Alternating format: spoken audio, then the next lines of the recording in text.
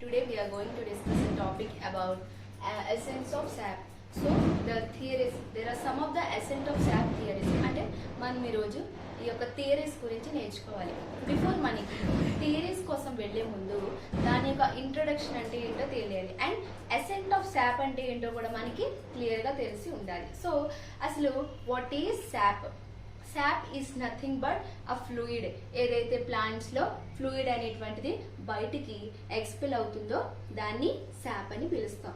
ఇక్కడ మనం చూసినట్లయితే ఒక డయాగ్రమాటిక్ రిప్రజెంటేషన్ మనం చూస్తున్నాం. సో దీనిని అసెంట్ ఆఫ్ సాప్ గా చెప్తూ ఉంటాం. ఫర్ ఎగ్జాంపుల్, ఇన్ కేస్ ఎలాంటి సిచ్యువేషన్స్ లో అయినప్పటికీ ఈ యొక్క స్టెమ్ దగ్గర ప్లాంట్ అనేటువంటి హీట్ కి ఎక్స్పోజ్ అవ్వడము లేకపోతే సమ్ అదర్ ప్రాబ్లమ్స్ కి ఎక్స్పోజ్ అయ్యి ఇది కనుక డ్యామేజ్ అయినట్లయితే ఈ యొక్క స్టెమ్ నుంచి వాటర్ అనేటువంటిది లేకపోతే ఫ్లూయిడ్ అనేటువంటిది బయటకి ఎక్స్పెల్ అవ్వడం జరుగుతుంది. అది కొన్ని సిచ్యువేషన్స్ లో. అండ్ ఇంకా చెప్పుకున్నట్లయితే ఈ యొక్క అసెంట్ ఆఫ్ సాప్ చూస్తే కనుక మనకి ఒక రూట్ సిస్టమ్ నుంచి పైన ఉన్నటువంటి స్టెమ్ కి ఎలా అయితే వాటర్ ట్రాన్స్ఫర్ జరుగుతుందో, సో ఏ ఎలిమెంట్స్ ద్వారా వాటర్ అయితే ట్రాన్స్ఫర్ అవుతుందో దానికోసం తెలుసుకోవాల్సింది అసెంట్ ఆఫ్ సాప్. సో ఈ యొక్క అసెంట్ ఆఫ్ సాప్ కోసం తెలుసుకోవాలి అంటే కొన్ని థియరీస్ అయితే ఉన్నాయి. మనకి చాలా మంది సైంటిస్టులు చాలా థియరీస్ ని బయటకు తీసుకుని రావడం జరిగింది. అసలు దీని యొక్క ఇంట్రొడక్షన్ చూసినట్లయితే ఈ యొక్క అసెంట్ ఆఫ్ సాప్ లో చూస్తే వాటర్ అనేటువంటిది గ్రావిటేషనల్ ఫోర్స్ కి ఎగెనెస్ట్ గా, అంటే ఏదైతే గురుత్వాకర్షణ శక్తి అంటాం కదా, ఆ గురుత్వాకర్షణ శక్తికి భిన్నంగా వెర్టికల్ గా అంటే నిలువుగా నీరు యొక్క పారుదల జరుగుతూ ఉంటుంది. సో దానికోసం తెలుసుకోవడమే ఈ యొక్క థియరీ యొక్క ముఖ్య లక్ష్యం అని చెప్పుకోవాలి. సో ఇంకా దీనికోసం చెప్పుకోవాలనుకుంటే the movement of water from roots to the stem, ఏదైతే వేరు భాగాల నుంచి కాండం యొక్క భాగాల వరకు మరి నీరు పత్రాల వరకు కూడా నీటి యొక్క రవాణా గురించి కూడా తెలుసుకోవడం జరుగుతుంది ఇందులో. సో ఇక్కడ రూట్ నుంచి ఇక్కడ స్టెమ్ వరకు ఈ యొక్క mass of movement of water ని మనం చూడడం జరుగుతుంది అనమాట. సో ఇంకా అబ్జర్వ్ చేస్తే కనుక here are some of the theories about the ascent of sap. So first వచ్చేసి vital force theory. So the movement of vital force థియరీని ముందుకు తీసుకొచ్చినటువంటి సైంటిస్ట్ వచ్చేసి జగదీష్ చంద్రబోస్ గారు ఏం చేశారంటే దీన్ని ఒక ఫార్వర్డ్ గా తీసుకురావడం జరిగింది. ఇన్ ద ఇయర్ ఆఫ్ 1923లో దీన్ని ఆయన ముందుకి ఫార్వర్డ్ గా తీసుకొచ్చారు. ఈయన చెప్తున్న ప్రకారం ఏంటి, రూట్స్ నుంచి వాటర్ అనేటువంటిది జైలం అంటే దారువులు అంటాం కదా, దారువులకి నీరు అనేటువంటిది ప్రవహిస్తుంది, తద్వారా కాండానికి వస్తుందని తెలియజేశారు. దానికన్నా ముందు ఈ యొక్క వేర్ల దగ్గర కార్టికల్ సెల్స్ అనేటువంటి ప్రెసెంట్ అయి ఉంటాయి. బయట ఉన్నటువంటి కార్టికల్ సెల్స్ నుంచి వాటర్ అనేటువంటిది జైలం కి ప్రొడ్యూస్ అవుతుంది. ఎక్కడ నుంచి అండి? కార్టికల్ సెల్స్ నుంచి జైలం కి ప్రొడ్యూస్ అవుతుంది. బిఫోర్ దట్ అది మనం ఇంకా చూసుకున్నట్లయితే కనుక కొన్ని సిచ్యువేషన్స్ లో మనం చెప్పుకున్నాం కదా, ఏదైనా డ్యామేజ్ జరిగినప్పుడు ఇందులో ఫ్లూయిడ్ అనేటువంటిది స్టెమ్ దగ్గర నుంచి నీరు అనేటువంటిది కారుతూ ఉంటుంది అనమాట. అది according to the vital force theory అని చెప్పుకోవాలి. And the second theory is root pressure theory. వేరు పీడన సిద్ధాంతం అని చెప్తాం కదండి, వేరు పీడన సిద్ధాంతం. ఇదిలోనే మనం క్లియర్ గా చూసుకోవాల్సింది ఏంటంటే, ఒక ప్లాంట్ ని తీసుకున్నప్పుడు ఏదైనా మనం ఒక కొమ్మని నరికి చూసినట్లయితే కనుక దాంట్లో ఎక్కువ నీరు శాతం ఉన్నదనుకోండి, నీరు ఏమవుతుంది ఈ యొక్క రంధ్రాల నుంచి బయటకు అనేటిది వస్తూ ఉంటుంది ఏదైతే వాటర్ తీసుకుంటామో. సో దాన్ని రూట్ ప్రెషర్ థియరీ అంటారు, లేకపోతే వేరు పీడన సిద్ధాంతం అంటారు. ఎందుకంటే ఎక్సెస్ ఆఫ్ వాటర్ అనేటువంటిది రూట్స్ లో స్టోర్ చేసుకోవడం జరుగుతుంది. రూట్స్ నుంచి స్టోర్ చేసుకున్న వాటర్ అనేటువంటిది స్టెమ్ లోకి స్టోరేజ్ అవుతుంది. మరి ఎప్పుడైతే ఆ స్టెమ్ ని మనం కట్ చేస్తామో ఆ ఫ్లూయిడ్ ఏమవుతుంది, ఆ ప్రెషర్ ని తట్టుకోలేక ఆ వాటర్ అనేటువంటిది బయటికి ఎక్స్పెల్ అవ్వడం జరుగుతుంది. సో ఈ యొక్క సిస్టమ్ లో ఈ యొక్క థియరీలో చూసుకున్నట్లయితే this is called as a positive theory అని చెప్పుకోవాలి. అంటే అన్నిటికంటే ముందు మనం ఇక్కడ వైటల్ ఫోర్స్ థియరీలో చూస్తే కనుక దీన్ని పల్సిటేషన్ థియరీ అని చెప్తారు. ఇది బాగా గుర్తుపెట్టుకోవాలి. వాట్ ఈస్ పల్సిటేషన్ థియరీ అంటే ఇది ఒక vital force of theory for ascent of sap. Ascent of sap లో మనకి వైటల్ ఫోర్స్ థియరీలో పల్సిటేషన్ థియరీ అనేటువంటిది మనం తెలుసుకోవాల్సి ఉంటుంది. అండ్ నెక్స్ట్ వచ్చేసి రూట్ ప్రెషర్ లో చెప్పుకున్నాం కదా, ఏదైతే పాపం ఒక ప్లాంట్ అనేటువంటిది దాని యొక్క కొమ్మ భాగాన్ని లాస్ అయిపోయినప్పుడు వాటర్ అనేటువంటిది బయటికి ఎక్స్పెల్ అవుతూ ఉంటుంది. ఆ ఎక్స్పెల్ అవడానికి గల కారణం ఏంటి? రూట్ ఇచ్చేటువంటి ప్రెషర్, దాన్ని పాజిటివ్ ప్రెషర్ అంటారు. మరి ఎలాంటి సిచ్యువేషన్స్ లో మనం రూట్ ప్రెషర్ ని ఎక్కువగా చూస్తామంటే we can observe in some rainy season లో, స్ప్రింగ్ సీజన్ లో ఎక్కువ ఎందుకు అబ్జర్వ్ చేస్తాము?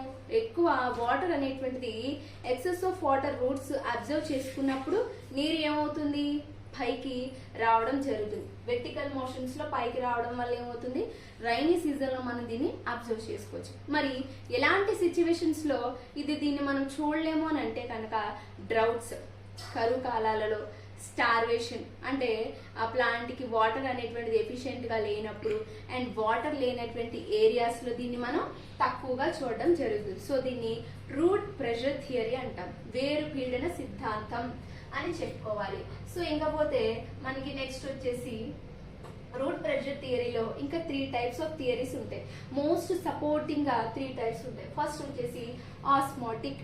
ఆస్మోటిక్ లో ఏం జరుగుతుందంటే ఈ భాగాలకు వచ్చేసరికి దీంట్లో షుగర్స్ అండ్ సాల్ట్స్, లవణాలు ఇంకా చక్కెర పదార్థాలు అనేటువంటి ప్రెసెంట్ అయి ఉంటాయి. ఇలా ఈ షుగర్స్ అండ్ సాల్ట్ సొల్యూషన్స్ ఉండడం వల్ల ఏమవుతుందంటే సొల్యూట్ కాన్సన్ట్రేషన్ అనేటువంటిది వాటర్ ని అబ్జర్వ్ చేసుకోవడం జరుగుతుంది. ఇలా అబ్జర్వ్ చేసుకున్న తర్వాత వాటర్ అనేటువంటిది జైలం కి పుల్ చేయడం జరుగుతుంది, దారువులకు నీరు అనేటువంటిది రావడం జరుగుతుంది. ఆ విధంగా చూస్తే ఆస్మోటిక్ నుంచి కూడా ఏమవుతుంది? జైలం కి వాటర్ అనేటువంటిది ఫామ్ అవడం జరుగుతుంది. సో అలా జైలంలో వాటర్ ఫామ్ అవుతుందంటే పైకి వాటర్ అనేది అప్వర్డ్ మోషన్ లో పుల్ చేయడం జరుగుతుంది. సో దీనికి అండ్ నెక్స్ట్ వచ్చేసి ఎలక్ట్రో ఆస్మోటిక్. సో దీనిలో వచ్చేసి ఏంటంటే ఒక బయో ఎలక్ట్రిక్ పొటెన్షియల్ అనేటువంటిది అబ్జర్వ్ చేసినట్లయితే ఒక ఎలక్ట్రిక్ పొటెన్షియల్ గా కూడా ఈ జైలం నుంచి వాటర్ అనేటువంటిది పుల్ చేయడం జరుగుతుంది. ఒకటి షుగర్ అండ్ సాల్ట్స్ వల్ల జరుగుతుంది అండ్ నెక్స్ట్ వచ్చేసి bio potential, bio electric potential ద్వారా కూడా వాటర్ మూవ్మెంట్ అనేది జరుగుతుంది ఫర్ జైలం. అండ్ నెక్స్ట్ వచ్చేసి నాన్ ఆస్మోటిక్. ఏంటండి ఇది? నాన్ ఆస్మోటిక్ అంటే ఏం చెప్పాలి? ఇందులో వచ్చేసి ఏదైతే జైలం ఎలిమెంట్స్ ఉన్నాయి కదా, ధారు కణాలు ఏదైతే ఉన్నాయో వాటి నుంచి వచ్చేటువంటి హార్మోన్స్ నుంచి ఏమవుతుంది? వాటి నుంచి వచ్చే హార్మోన్స్ లో మెటబాలిక్ అనేటువంటిది సింక్ అయ్యి జైలం నుంచి వాటర్ అనేటువంటిది ప్రెసెంట్ అయి ఉంటుంది. ఈ థియరీస్ లో చెప్పడం ఎంత రూట్ ప్రెషర్ లో వాటర్ బయటికి ఎలా ఎక్స్పెల్ అవుతుందంటే ఆస్మోటిక్ గాను, ఎలక్ట్రో ఆస్మోటిక్ గాను అండ్ నాన్ ఆస్మోటిక్ గా కూడా మనం చెప్పుకోవచ్చు. ఇక్కడ చూస్తున్నారు కదండి, అసెంట్ ఆఫ్ సాప్ డయాగ్రామ్ ఇచ్చాము. ఇది ఒక స్టెమ్ రీజన్, కాండ భాగము మరియు కింద వేరు భాగం ఉంటుంది. పత్రాలు, లీవ్స్ కూడా కనిపిస్తున్నాయి కదా. ఏదైతే వాటర్ అనేటువంటిది రూట్స్ అబ్జర్వ్ చేసుకున్న తర్వాత ఆరోస్ ఇండికేట్ చేస్తున్నాయి చూడండి. ఈ యొక్క ఆరోస్ నుంచి వాటర్ అనేటువంటిది పైకి రీచ్ అవుతూ ఉంటుంది. అంటే వెర్టికల్ మోషన్ లో పైకి వాటర్ అనేటువంటిది పుల్ అవడం జరుగుతుంది. సో ఇలా వెర్టికల్ మోషన్ లో పుల్ అవడం ఏంటి? దీనికి గల రీజన్ వచ్చేసి ఫ్రమ్ జైలం, దారువుల ద్వారా నీరు అనేటువంటిది లేకపోతే కొన్ని మినరల్స్ కానివ్వండి, ఖనిజ మూలకాలు అనేటువంటివి ఇలాగా పైకి ట్రాన్స్ఫర్ అవడం జరుగుతుంది అని చెప్పుకోవచ్చు. అండ్ నెక్స్ట్ వచ్చేసి మనకి ఇంకా theory of capillarity. Theory of క్యాపిలారిటీలో ఏం చెప్తారంటే ఇక్కడ జైలం ఎలిమెంట్స్, దారునాళాలు ఉంటాయి కదండి, అవి ఏం చేస్తాయంటే వాటిని క్యాపిలరీ ట్యూబ్స్ గా యాక్ట్ చేయడం జరుగుతుంది. ఈ క్యాపిలరీ ట్యూబ్స్ లో ఏమవుతుందంటే కొహెసివ్ అండ్ ఎదెసివ్ అనేటువంటి బాండ్స్ ఉంటాయి అని ఫోర్సెస్ ఉంటాయి. ససంజన బలము, అసంజన బలం అని అంటూ ఉంటాం కదా. ఇవి ఏం చేస్తాయంటే జైలం ఎలిమెంట్స్ ని వాటిని పైకి పుష్ చేయడం జరుగుతుంది. ఫార్వర్డ్ మూమెంట్ లో పైకి పుష్ చేయడం జరుగుతుంది. అండ్ ఇంకా మనం చూస్తే నెక్స్ట్ వచ్చేసి 4th థియరీ వచ్చేసి cohesion tension theory and transpiration pull theory. ఇక్కడ చూస్తే కనుక కొహెషన్ థియరీలో టెన్షన్ థియరీని మనం ఎలా పిలుస్తారు అంటే Dixon theory and Joly. Dixon and Joly అనే సైంటిస్టులు దీన్ని ముందుకు తీసుకురావడం జరిగింది. కాబట్టి cohesion tension theory and transpiration pull థియరీని డిక్సాన్ థియరీగా పరిగణిస్తూ ఉంటారు. ఈ కొహెషన్ టెన్షన్ థియరీ మళ్ళీ 2 టైప్స్ గా ఉన్నాయి. ఒకటి వచ్చి continuous water column and cohesion, tensile strength గా చూస్తాం. అసలు ఫస్ట్ వచ్చేసి కంటిన్యూస్ వాటర్ కాలమ్ లో చూసినట్లయితే ఫర్ ఎగ్జాంపుల్ ఇక్కడ ఏం చెప్తారంటే ఈ యొక్క రూట్స్ నుంచి స్టెమ్ కి వాటర్ అనేటువంటిది ఎలా ట్రాన్స్ఫర్ అవుతుందని చెప్తాం. Roots to stem, from stem to leaves, వేరు భాగాల నుంచి కాండాల వరకు, కాండాల నుంచి పత్రాల వరకు నీటి యొక్క రవాణా కోసం చర్చించుకోవడం జరుగుతుంది. అయితే దీనిలో కొన్ని ట్రాకియేటరీ ఎలిమెంట్స్ అంటూ చెప్తూ ఉంటాం కదండి. అంటే ట్రాకియేటరీ ఎలిమెంట్స్ దారు మూలకాలు అంటాం కదా, నాళికా మూలకాలు అంటాం కదండి. సో దానిలో ఫర్ ఎగ్జాంపుల్ ఏదైనా ఒక ట్రాకియేటరీ ఎలిమెంట్ అనేటువంటిది, ఒక మూలకాలు అనేటువంటిది బ్లాక్ అయింది అనుకుందాం. ఫర్ ఎగ్జాంపుల్ బ్లాక్ అయినప్పటికీ కూడా అక్కడ ఏమవుతుంది, ఎలాంటి కాలమ్స్ కూడా ఏది కూడా బ్లాక్ అవ్వదు, ఎలాంటి వాటర్ ట్రాన్స్ఫర్మేషన్ అయ్యేది కూడా ఎక్కడ ఆగదు. సో దీని యొక్క కంటిన్యూస్ వాటర్ కాలమ్ అనేటువంటిది, కంటిన్యూగా వాటర్ ఫ్లో అనేటువంటిది జరుగుతూ ఉంటుంది. సో దానిని కంటిన్యూస్ వాటర్ కాలమ్ అంటూ ఉంటాం కదా, స్తంభం అంటారు కదా వాటర్ కాలమ్ ని. సో అలాగేమవుతుందంటే ఈ థియరీలో ఎలాంటి బ్లాకేజ్ వచ్చినా సరే ఫ్రమ్ ఎగెనెస్ట్, ఎలాంటి గ్రావిటేషనల్ ఫోర్స్ కి ఎగెనెస్ట్ అయినా సరే వాటర్ అనేటువంటిది ఎక్కడ కూడా ఆగడం అనేటువంటిది జరగదు. So it's called continuous water column. And the next one is cohesion, tensile strength. ఇక్కడ కనిపిస్తుంది cohesion or tensile strength. Tensile strength అంటే మనం చూడాల్సింది ఏంటంటే ఏదైనా సబ్స్టెన్సెస్ ఆర్ పార్టికల్స్ కి బ్లాకేజ్ అనేటువంటిది, ఏదైనా సబ్స్టెన్సెస్ కి టెన్సైల్ స్ట్రెంత్ లో ఏం చెప్తారంటే మ్యూచువల్ అట్రాక్షన్. మ్యూచువల్ అట్రాక్షన్ ఎలా జరుగుతుంది మనందరికీ తెలిసిందే కదా. వాటర్ అనేటువంటిది ధ్రువ స్వభావం కలిగింది అంటే polarity and it has ability to attract. A substances నైనా కూడా అట్రాక్ట్ చేసుకుంటుంది, ఎలాంటి వాటినైనా సరే డిజాల్వ్ చేసుకోవడం కూడా జరుగుతుంది. సో అందుకోసం దీన్ని టెన్సైల్ స్ట్రెంత్ అంటారు. ఈ మ్యూచువల్ అట్రాక్షన్ ఎలా జరుగుతుంది, due to the hydrogen bonds. Water molecules మధ్యన మ్యూచువల్ అట్రాక్షన్ ఎప్పుడైతే జరుగుతుందో అక్కడ ఏం జరుగుతుంది, టెన్సైల్ స్ట్రెంత్ అనేటువంటిది ఫామ్ అవుతుంది. ఫర్ అట్మాస్ఫియర్ వచ్చేసి 15,000 అట్మాస్ఫియర్ గా ఇది సుమారుగా జరుగుతూ ఉంటుంది. ఈ టెన్సైల్ స్ట్రెంత్ లో చెప్పుకోవాలంటే కోహెషన్ అండ్ అదెషన్ అనేటువంటిది మనం చూడాలి. అసంజన బలం, ససంజన బలం అనేటువంటిది అబ్జర్వ్ చేస్తూ ఉండాలి. సో ఈ యొక్క అదెషన్ లో చూసినట్లయితే కనుక వాటర్ అనేటువంటిది మూవ్ అవుతూ ఉంటుంది, పై జైలం కి మూవ్ అవుతూ ఉంటుంది.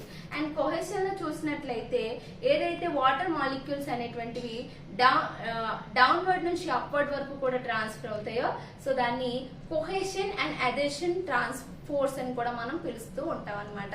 సో ఇదంతా కూడా ఏంటి, ascent of sap is nothing but this is all the theories will determine the transfer of water from downward movements to the upward movements from xylem ని మెయిన్ పోర్షన్ గా చెప్పుకోవాలి.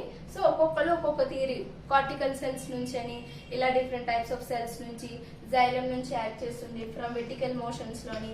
ఏదైనప్పటికీ కూడా వాటర్ ట్రాన్స్ఫర్ అనేటువంటిది the most common thing అనమాట. So ఇలాంటి situations లో ఎక్కువగా రైనీ సీజన్స్ లో వాటర్ అనేటువంటిది ఎక్కువగా ఉన్న చోట మనం రూట్ ప్రెషర్ ని కూడా అబ్జర్వ్ చేస్తూ ఉంటాం. ఈ డయాగ్రమాటిక్ లో చూస్తున్నాం కదా, ట్రాన్స్పిరేషన్ పుల్ అంటే ఏంటి, from root to stem and this is xylem strands towards root. ఇలా చూస్తే మళ్ళీ స్టెమ్ నుంచి డౌన్వర్డ్ మూవ్మెంట్ చూడండి, ఫ్రమ్ స్టెమ్ టు రూట్. దీన్ని అసెంట్ ఆఫ్ సాప్ అంటాం, దీన్ని ట్రాన్స్పిరేషన్ పుల్ అని కూడా పిలుస్తాం. ట్రాన్స్పిరేషన్ ఇస్ నథింగ్ బట్ బాష్పోత్సేకం. ఏదైతే ఎక్సెస్ ఆఫ్ వాటర్ అనేటువంటిది ప్లాంట్ తీసుకున్న తర్వాత లీవ్స్ నుంచి బయటికి రిలీజ్ చేసే దాన్ని బాష్పోత్సేకం అని పిలుస్తూ ఉంటాం.